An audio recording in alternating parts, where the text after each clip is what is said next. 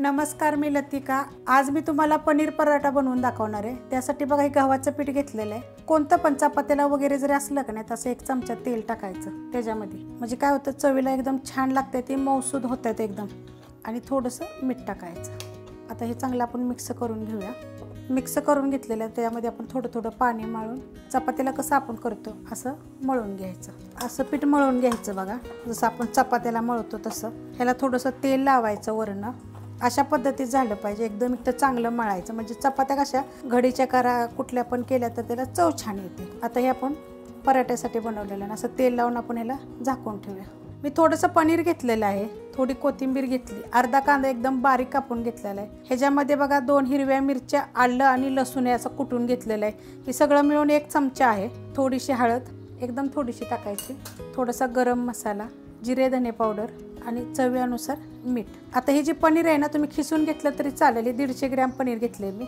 आता बघा असं हातानं बारीक करायचं, हे बघा अशा पद्धतीत बारीक करायचं, एकदम दाबून दाबून चांगलं बारीक करायचं। नाही तर खिसून घ्यायचं, कारण खिसून घेतलं का नाही म्हणजे हे होतं सगळीकडे पसरलं जातं आणि व्यवस्थित होतं। हे मिक्स करून घेऊया आपण। असं मिक्स करताना पण असं सगळीकडे मिसळलं पाहिजे, एकजीव झालं पाहिजे। म्हणजे मिक्स करून घेतलेलं आहे, त्याच्यामध्ये ना आपण 1 चिमूटभर आमचूर पावडर टाकायची, त्यामुळे चव छान येते एकदम। मिक्स करून घेतलेलं आहे आणि बघा कसं झालेलं आहे। अशा पद्धतीत करायचं, म्हणजे पनीर सगळीकडे मिक्स होतं आणि चवीला पराठा 1 नंबर लागतो। मग पराठा बनवायला घेऊया, तर बघा हे पीठ घेतलेलं आहे, तर अशा पद्धतीत झाले पीठ बघा, मस्त झालेलं आहे। मळून घेतलं का नाही मग छान होतं। त्याला अशी आपण वाटी करूया आणि त्याच्यामध्ये हे चमच्यानं भरायचं, अशा पद्धतीत चमच्यानं बनवून असं मध्ये घालायचं सगळं आणि बोटं ही अशी वर उचलायची, म्हणजे वर येते असं।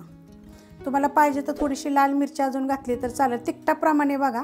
लोक असं वर येतं, मग असं केलं की नाही आपण की वर येतं, मधलं खाली दाबायचं, कारण कांदा आपण सगळं कोथिंबीर वगैरे टाकलं का नाही की पाणी सुटतं आणि मग ते जरा थोडंसं पातळ होतं बघा। हे असं वर दाबत यायचं बघा, अशा पद्धतीनं करायचं। वरचं जे आलं ना ते काढायचं नाही, हे करायचं। थोडंसं गव्हाचं पीठ घ्यायचं आणि हे हलक्या हातानं करायचे आपल्याला बघा। हे पहिलं असं करायचं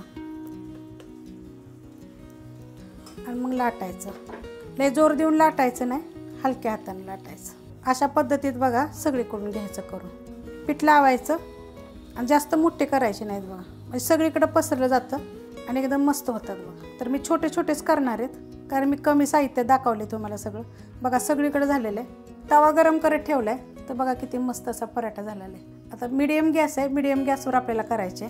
त्याला आपण आता थोडंसं ना बटर लावून घेऊया, याचं टाकायचं।